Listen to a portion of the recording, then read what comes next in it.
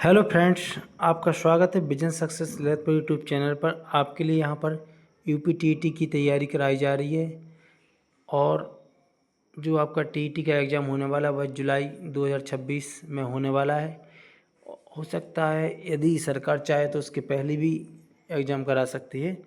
तो आप मेरे चैनल के साथ जुड़कर अपनी तैयारी को बेहतरीन बना सकते हैं। अभी आपके लिए फ़िलहाल में यूपी में बाल मनोविज्ञान, संस्कृत, हिंदी तथा ईवीएस की क्लासेस दी जा रही हैं तथा इसकी फ्री पीडीएफ भी दी जा रही है। अभी आप लोग मेरे चैनल के साथ जुड़कर तैयारी कर सकते हैं। आइए चलते हैं अपनी प्रश्न श्रृंखला की ओर। अम्ल वर्षा। तो अम्ल वर्षा से प्रश्न यूपी की परीक्षा में कई बार पूछा जा चुका है पर्यावरण की क्लास में। जब वर्षा के जल में जब वर्षा के जल में विभिन्न अम्लों की मात्रा बढ़ जाती है तो इसे अम्ल वर्षा के नाम से जाना जाता है। यदि वर्षा में विभिन्न अम्लों की मात्रा यानी कि जो गैसें होती हैं उनसे क्या होता है, बरसात का जो जल होता है वह अम्लीय हो जाता है, अम्लीय प्रकृति का। इस वजह से जो वर्षा होती है उसे हम क्या कहते हैं, अम्लीय वर्षा। ऐसी वर्षा जिसका पीएच मान 5 से कम हो, जबकि शुद्ध जल का पीएच मान होता है 7। अम्लीय वर्षा कब कहलाएगी? ऐसी वर्षा जिसका पीएच मान 5 से कम होता है, जबकि शुद्ध जल का पीएच मान 7 पर वह उदासीन होता है। और 7 से यदि अधिक हो जाए पावर ऑफ हाइड्रोजन यानी पीएच मान उसका, तो वह क्षारीय प्रकृति का हो जाता है।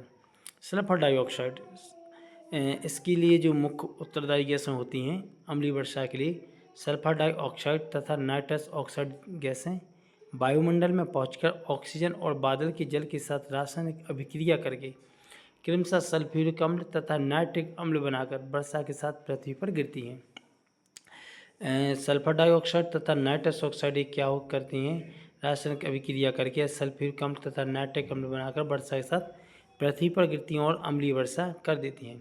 अम्ल वर्षा के लिए मुख्यतः sulphur dioxide SO2, nitrogen dioxide NO2 तथा नाइट्रस ऑक्साइड N2O आदि उत्तरदायी गैसें होती हैं। यह प्रश्न पूछा जाता है कि अम्ल वर्षा में मुख्यतः कौन सी गैसें होती हैं, तो आपको ऑप्शन दिए रहते हैं sulphur dioxide, nitrogen dioxide, nitrous oxide.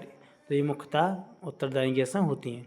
अम्लीय वर्षा से भवनों की ईंटों से परत दर परत क्या होता है, अम्लीय वर्षा के होने से जो भवनों या जो मकानों की ईंटें होती हैं या जो गुम्मा होती हैं तो वह क्या होते हैं, परत दर परत लाल पाउडर जैसा निकलता है। आप लोगों ने देखा होगा कहीं पे दीवारों पे कि जो गुम्मा होता है वह क्या होता है, रिसने लगता है अपने आप, उसकी परत कैसे नीचे बिखरने लगती है।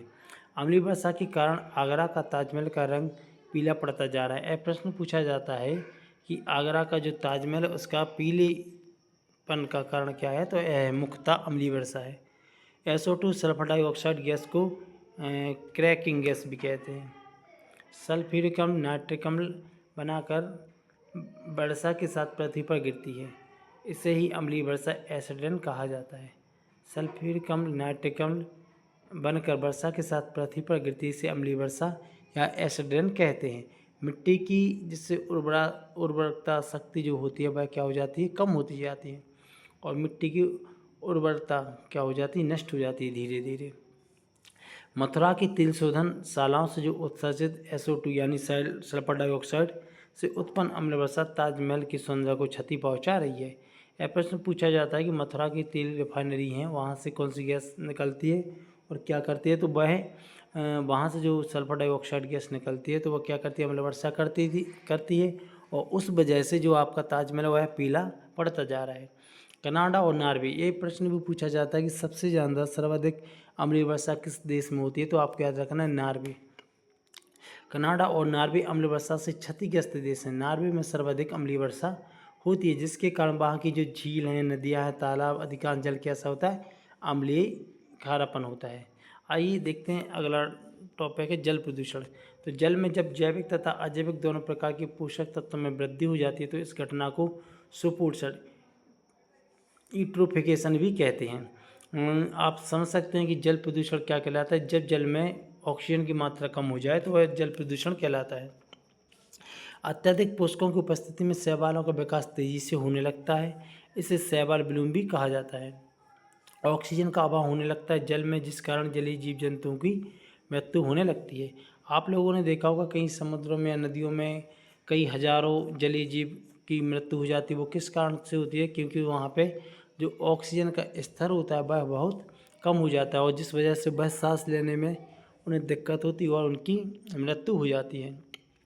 BOD बायोलॉजिकल ऑक्सीजन डिमांड जल प्रदूषण मापने की मुख्य इकाई होती है। प्रश्न TT की परीक्षा में पूछा जा चुका है कि BOD किसकी इकाई होती है, तो आपको याद रखना है जल प्रदूषण मापने की मुख्य इकाई होती है। BOD का अधिक होना जल की संक्रमित होने को दर्शाता है।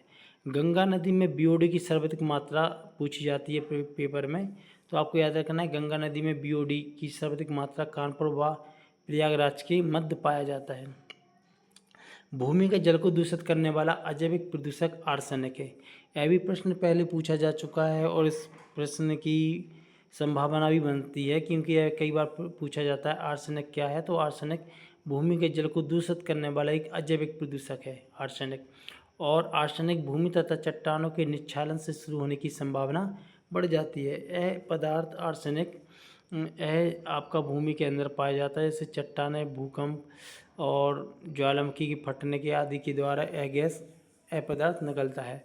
आर्सेनिक के लगातार यदि संपर्क में रहने के कारण व्यक्ति को ब्लैकफुट बीमारी हो सकती है।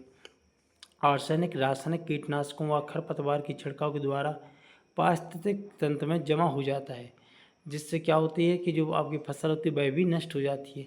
धान का जो पौधा होता है आर्सेनिक का बेहतर अवशोषक माना जाता है, यानी कि यदि आर्सेनिक पदार्थ जम चुका है आपकी खेतों में तो यह धान का पौधा है, वह धान का पौधा इसको क्या कर लेता है? अवशोषित कर लेता है।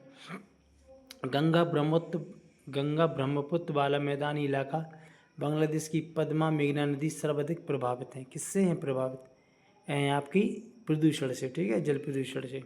भारत में सर्वप्रथम वर्ष 1983 में पश्चिम बंगाल में आर्सेनिक प्रदूषण सामने आया था, जिसके कारण कई व्यक्तियों की मृत्यु भी हो चुकी थी और कई व्यक्तियों को ब्लैकफुट बीमारी हो चुकी थी। औद्योगिक मलबे से सर्वाधिक रासायनिक प्रदूषण चमड़ा उद्योग से होता है। यदि पूछा जाए औद्योगिक मलबे से सर्वाधिक रासायनिक प्रदूषण होता है वह है चमड़ा उद्योग से। नदी में जल प्रदूषण के निर्धारण के लिए घुली हुई मात्रा मापी जाती है। जल की यदि पूछा जाए कि जल प्रदूषण का निर्धारण कैसे किया जाता है, तो जल में उपस्थित ऑक्सीजन की मात्रा को मापा जाता है। जल में घुली ऑक्सीजन की मात्रा को मापा जाता है। आर्सेनिक द्वारा जल सर्वाधिक प्रदूषण होता है पश्चिम बंगाल राज्य में। यह प्रश्न पहले ही परीक्षाओं में पूछा जा चुका है कि आर्सेनिक द्वारा सर्वाधिक प्रदूषण कहाँ पर होता है? पश्चिम बंगाल राज्य में। नोकनी संलक्षण उत्पन्न होता है फ्लोराइड के प्रदूषण के द्वारा। नोकनी संलक्षण उत्पन्न होता है फ्लोराइड के प्रदूषण के द्वारा उत्पन्न। इसका कारण होता है कुबड़पीट, मेरुरज्जु कमजोरी आदि बीमारी इससे हो जाती हैं। नोकनी संलक्षण फ्लूओराइड के कारण प्रदूषण के द्वारा उत्पन्न होता है। इसमें जो आपकी मेरुरज्जु रीढ़ की